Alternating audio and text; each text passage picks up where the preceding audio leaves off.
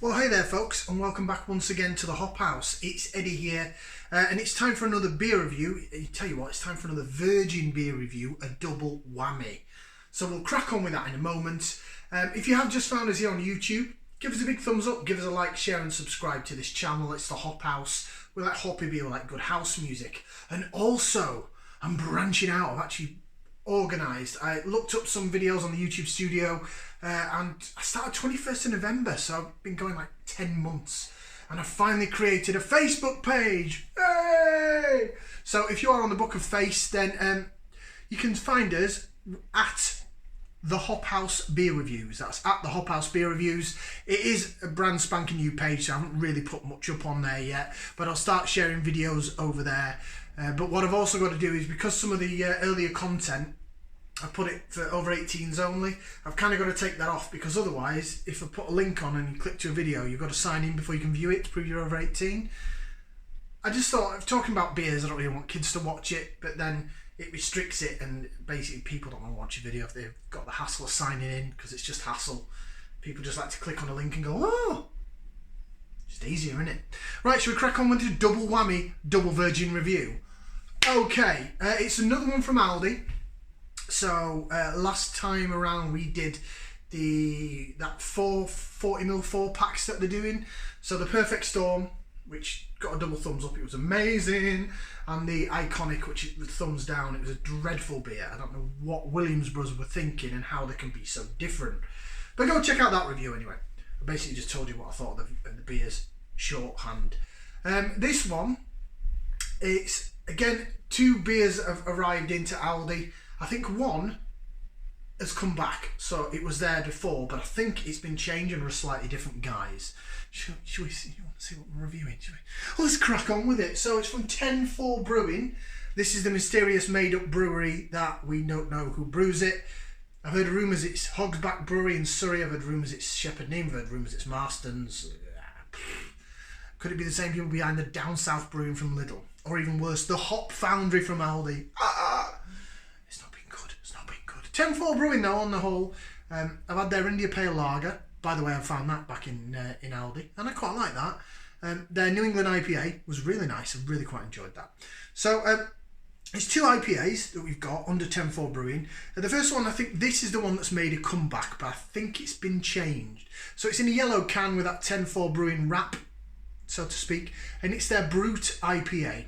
So it's coming in as a Brut IPA, if the camera will pick it up, but it's saying it's 5.8% volume, 5.8% ABV in the 440ml can. It did come out before in that yellow can, but I think it was stronger. The reason being is the brand new one is this, in a purple can with a lion on it. And it's also by 10-4 Brewing, but it's down as a double IPA. But it's 6.5%, 6.5% ABV. Now, if you want to talk about whether things are IPAs or double IPAs at certain ABVs, realistically speaking, if it's American, in America, 6% and above is an IPA. I think in this country, 5% and above is. But a double IPA, for me, starts about 7.5 to 8%. So that is low for a double IPA. And with it being a purple one and 6.5%, straight away alarm bells are starting to ring, and all I'm thinking of is that dreadful Twice as Nice with the dice. That was 6.6% double IPA, but it was appalling. It just tasted of rusty nail. So I'm really hoping that this does not have the same fate. Here's hoping that 10-4 Brewing and the Hop Foundry are totally different brewers, nothing to do with each other. Fingers crossed. The Brut IPA though, as I say, it's 5.8% now. I'm pretty sure that used to be 6.5%, so I'm wondering if that used to be that, but they've renamed it that, and then they've re-brought that out and lowered it. If so, they've sort of done a Brewdog there. They've just lowered the ABV on one of their beers. Interesting. Right, let's get that out into the glass. I'm going to do them side by side, because I just thought I did the other 2 side by side, so rather than put up a video of each, I just thought I'd do them side by side, and then it's one video and it's done. Right then. I've totally messed around with the glasses now. So the old Moot cider glass, we'll put the Brut IPA in first. So this is 5.8% ABV. I don't expect it to be cloudy or hazy. I know the New England one was, but none of the others that have been, and none of them recent Williams brothers were either. Should we get it out? pour it, let's see. No, it's not cloudy or hazy, didn't think it would be. It's very light, it's almost like a blonde ale colour. Yeah, it looks like a light lager or a cider or a blonde ale. Very, very, very light. Some good carbonation going up, but yeah, very blonde, light golden, almost blondie, ciderish colour. White head on it. Clarity, see-through beer. There you go. That is your Brut IPA, 5.8% ABV. Let's get out the Dublin Double IPA at 6.5% ABV. We'll stick this in the vocation glass. Again, I don't think this is going to be a cloudy or hazy, and it isn't. In fact, it looks very, very similar to the one I just poured.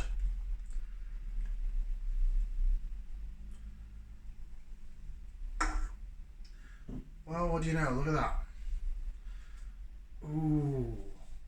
Ooh, not much difference at all there. I have to say, they do look very, very similar, although that one's got a much thicker head. That head's disappeared very quickly. But again, it's light golden, see-through, loads of bubbles rising up. It's carbonated and bubbling like a cider or a lager, probably more like a cider than a lager. But yeah, it's clear, it's see-through. There's nothing wrong with that. A lot of beers, a lot of real ales, that's what I started on. They were clear and have clarity. I just think in modern times, especially craft brewing, do people expect cloudy beer, hazy beer all the time? Don't know. A lot of brewers do it. Of course, Cloudwater started it off. Brewdog got involved. Actually, a lot of Brewdog beers are clear and got clarity. But a lot, you know what I mean, a lot of other craft brewers, Daya and things like that, got involved and yada yada yada. Anyway, I'm waffling. Right, let's go with some aroma then. So if you're new to this channel, we pour it out into the glass, see what we think. We'll do a bit of lacing later on. So lacing is how it sticks to the side of the glass, and jig it around and see how it holds the head. I mean, the head's disappeared quite rapidly off that, but there's still some nice carbonation going up the middle and the side of the glass. So for the aroma then, for the newbies and for those that just stick around to hear me waffling on, we're going to get that in there, we're going to give it a whiff, see what we can sniff. I can smell malt, lemon lime zest, zesty, sharp, zingy, touch of grapefruit, but feels like it's forced grapefruit. It doesn't smell like it's authentic. Just smells a bit artificial. It might not be. It might just be the certain blend of hops they've used. I'm hoping it's hops they've used. Right, jig, jig, jig, jig, jig, jig, jig. Yeah, yes, a little bit of metallic metal tin can smell as well on top of the forced grapefruit and the lemon and lime zest. The lemon and lime zest smells all right.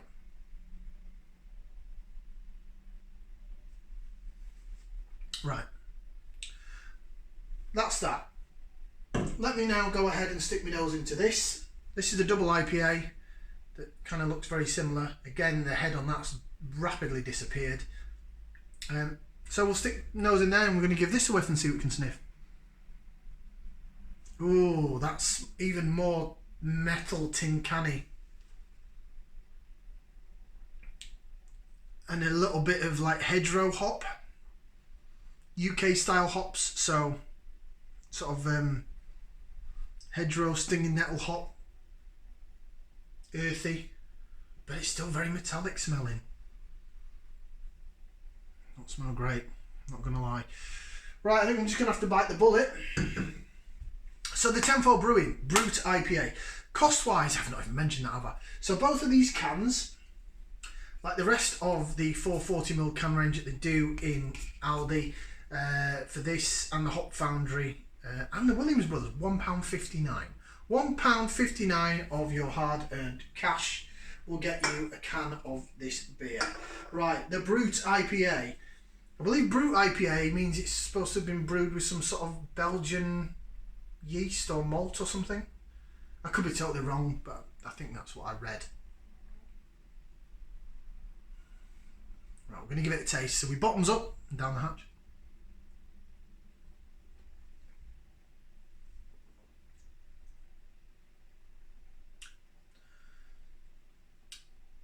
It tastes better than it smells. I'll give it that. It's quite subdued. Oh, it's really smelling that pithy but non-authentic.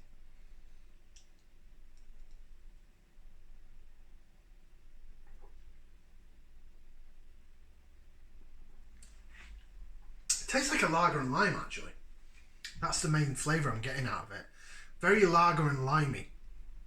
So the lemon and lime makes it quite refreshing. It's not dreadful, it's not too bad. It's very thin though.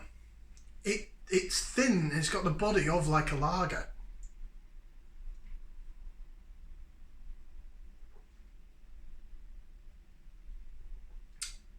For a 5.8% IPA, it's very thin. It's refreshing though. It's not a bad drink to drink taste-wise. It's very zesty and crisp down the side of the tongue, but it does taste like a lager and lime. That's just how it tastes to me. Perfect in the sunshine.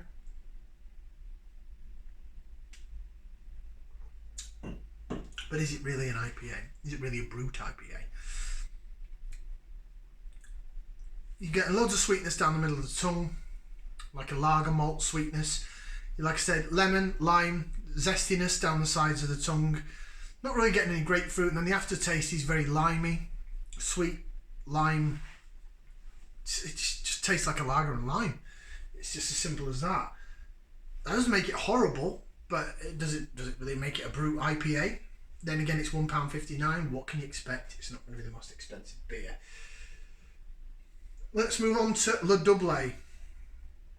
6.5% ABV double IPA. Low ABV for double IPA. Looks exactly like the beer I've just drunk.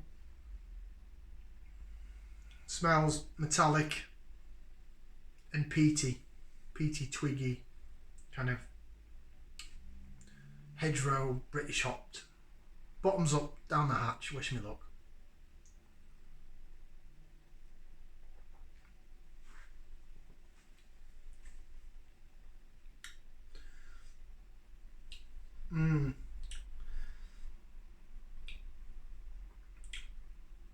It's a lot maltier than the Brut IPA.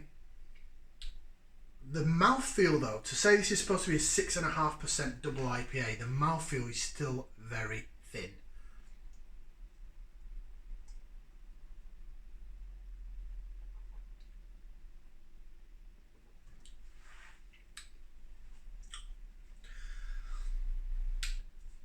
Again, it just tastes so forced.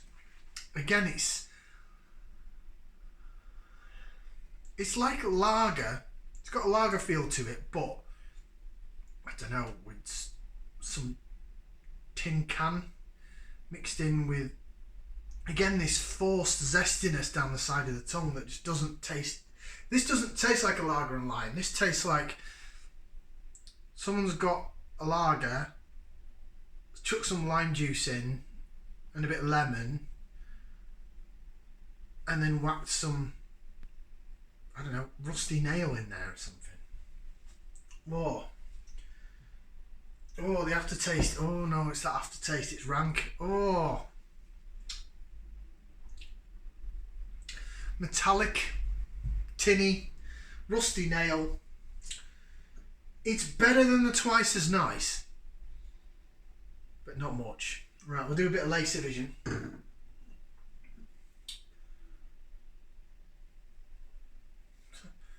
Look very, very similar. Yeah, the head's gone completely. It looks like a flat lager now.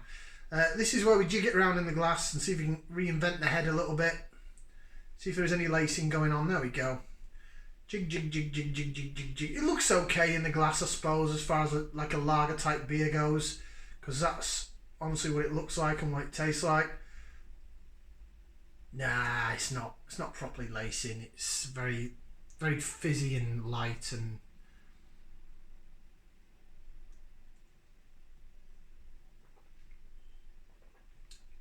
It's better than the double. It's lighter, more refreshing, like a lager and lime. Nice cold in the sunshine, but that's probably about it.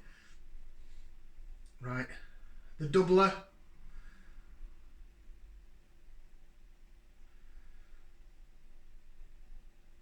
There we go. Got the head reinvented now. Jig, jig, jig, jig, jig. How's it lacing? It's okay, it's not too bad. It's not brilliant, but it's not too bad. Right, well, now we've jigged it, we'll re-whiff. Stand by. The tinny smell's gone,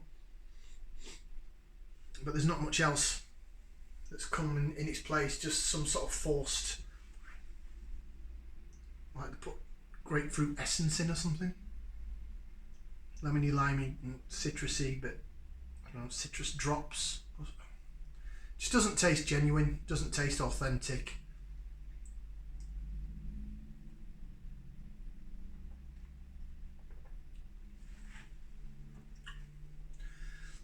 The initial taste isn't, it's like an amped up lager and lime, but it's the aftertaste. The aftertaste is bleh. Now, is this ever really going to challenge any proper craft beers or anything like that? No. It's brewed at a cheap price to get into a discount supermarket. Now that, forget that a minute, take the double IPA out of the way. That Brut IPA, I think, may entice lager drinkers over. Maybe they've launched it or relaunched it a bit too late. If they'd have put this in May or June, I can imagine lager drinkers loving it because it tastes like a lager and lime. But it's 5.8%. It's even gassy like a lager. Excuse me, that was disgusting. That, I don't know who they're going to try and get with that, because the rest of that can is probably going to go down the sink. I mean, I managed to finish off the twice as nice. This is nicer than that. It's not twice as nice as the twice as nice, but it's nicer than, it's just the aftertaste. It's just this metallic, synthetic, rank, rusty, naily aftertaste. But I mean, look at it. It's sort of, it's lacing okay in the glass. It's, yeah, tinniness has come back a bit.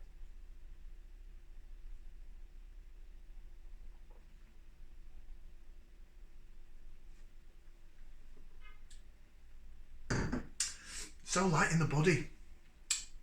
Even if it's not a double IPA, just a normal IPA at 6.5%, you'd expect more from that, but whoa, it's aftertaste again. Right, let's go for some more of the Brut. At least that's more refreshing on the palate, especially at the back end. Yeah, there's no head on that now whatsoever, is there? Light, lager and limey.